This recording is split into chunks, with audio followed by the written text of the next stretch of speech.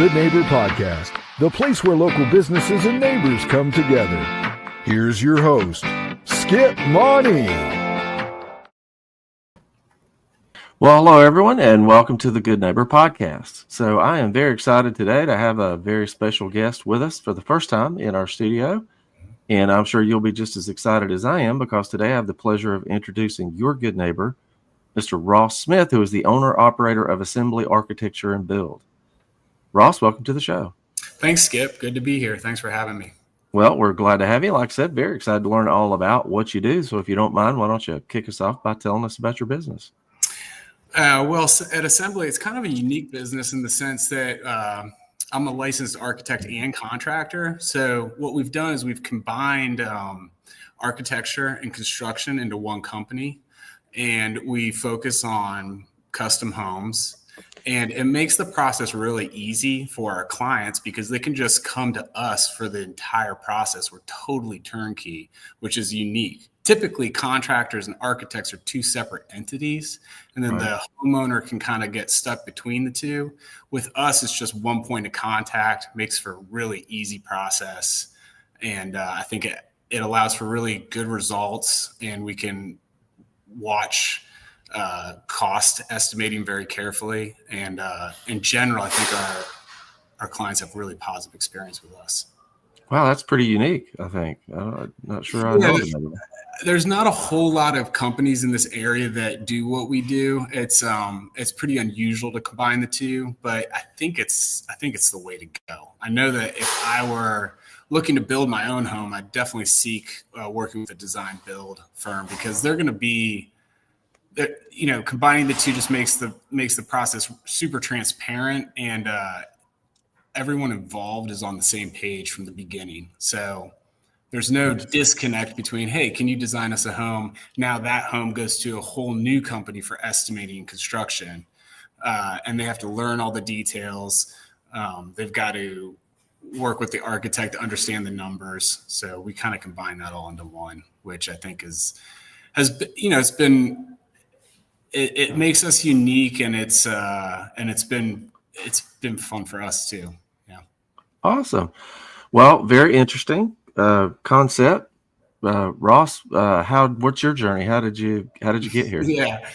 Well, my journey's kind of a typical one in the sense that for someone who's in the building industry, in the sense that I started out doing carpentry as a kid and worked for a number of summers building houses in the Northeast.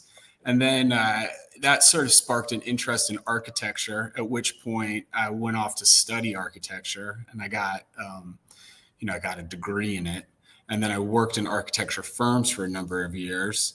And then I kind of realized, I miss working with my hands. I miss working with carpentry on job sites. I miss putting things together, physically putting things together. So that sort of birthed this idea of combining the design and build aspects together, because here I was, a licensed architect with still a really strong interest in a past in building. And it just made sense. Why don't I go get my contractor's license? I'll put the two together. It's going to provide a better service for our clients, and it's going to allow us to learn more quickly because we're combining the two industries together. So some architects, I feel like they know how a house goes together, but they don't understand necessarily the sequencing or the specific details. Whereas we have that experience because we're also the contractor who's out there building the home. So, and it is really valuable from a value engineering point of view, because if you can imagine, the contractor is the one that really understands costs. So if the homeowner is looking to value engineer a set of drawings, how do they do that? They reach out to the contractor. We understand the costs. We know how we can change a window system or change a wall section or frame the house differently in order to save them money. And so we're just we bring that knowledge to the table from the get-go. So it just made a lot of sense, I think, for me, having the early experience in carpentry and construction, and then in education and architecture. It just kind of felt like a no-brainer to combine the two. And I'm a hands-on learner, so I thought like in order to be the best architect I can be, I also need to be a contractor. And in order to be the best contractor I can be, I also need to be an architect, if that makes sense. It does. It does. Yeah. They're kind of So, like there's a symbiosis there, if you will. right. Gotcha. Well, interesting. And it makes me talking about your journey as to become an architect. It reminds me of George Costanza. You know, he on Seinfeld. There was an episode where multiple episodes where he talked about fantasizing about. He said, "I've always wanted to pretend to be an architect." So That's right. He got that opportunity to pretend. That's right. Sorry to digress there. No. I love that show, and I just watched a clip where he responds. A beautiful woman asks him, like, "What do you do for a living?" He says, "Oh, I'm an architect." And she says, "What do you work on?" He goes, I work on railroads." And she goes, "Railroads? Isn't that what engineers work on?" And he's like, Oh, I don't know. I'm a huge fan of Seinfeld, so yes. I am too. Well, what are some myths or misconceptions in the architecture / construction business?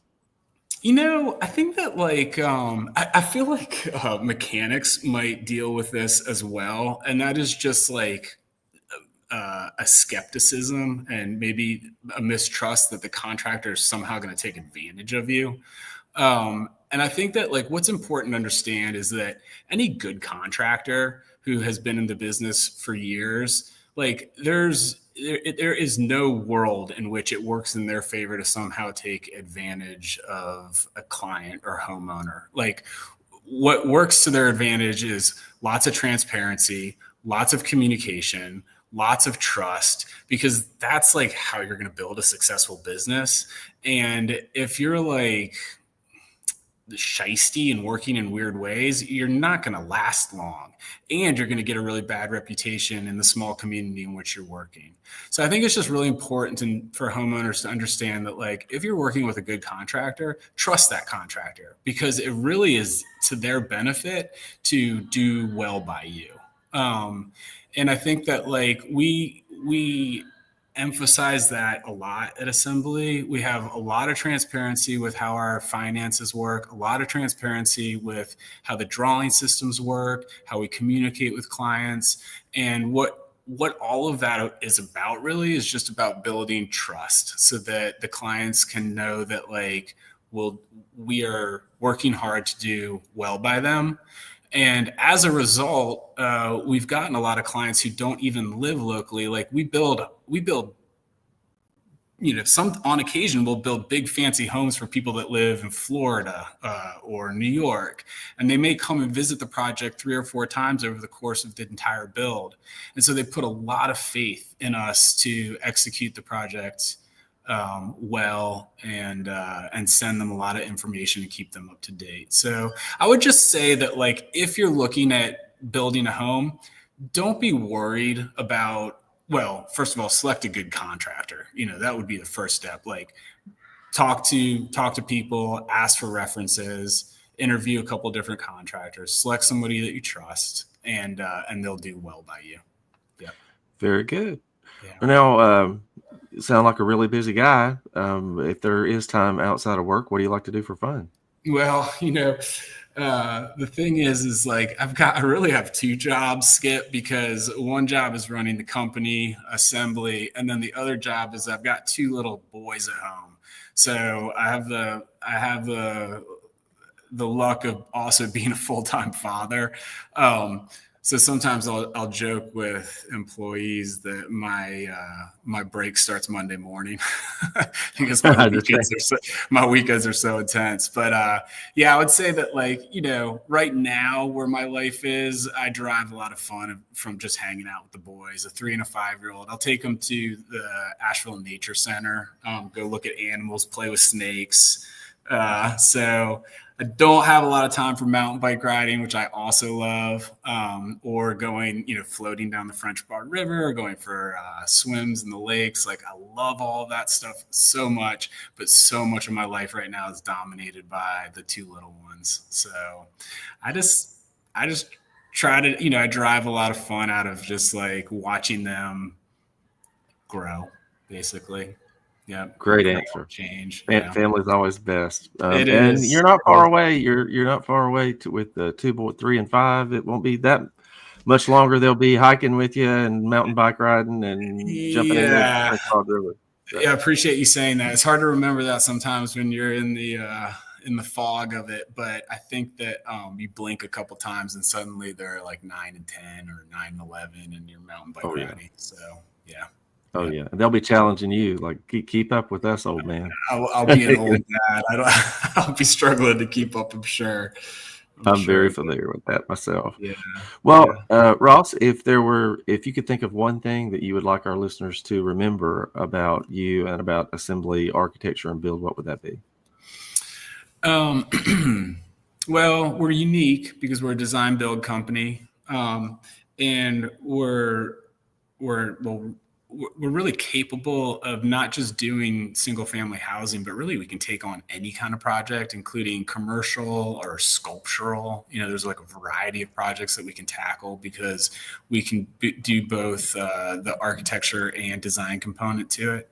So I would say I think that if you have a project in mind, whether or not it's a home or something more unique or even like an oddball project, then don't hesitate to reach out because we might be able to help you. And we love projects that are out of left field. So anything that is challenging or unique, we're here for you. And I would say don't hesitate to reach out.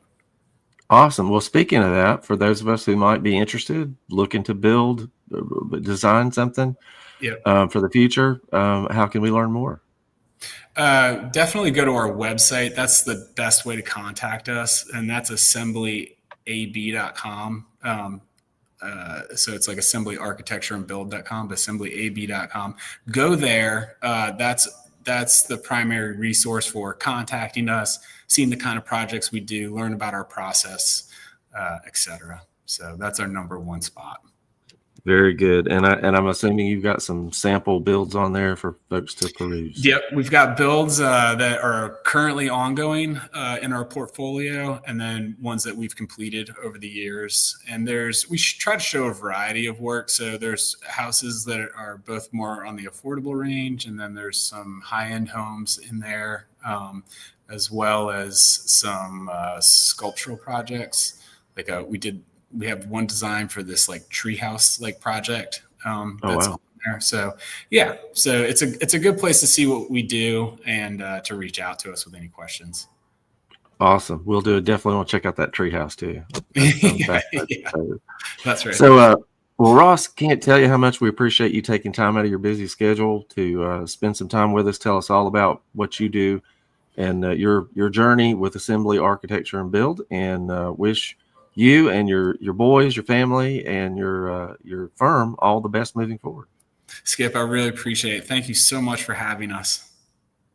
Absolutely. And maybe when you've got some unique project going on, we can have you back on the show.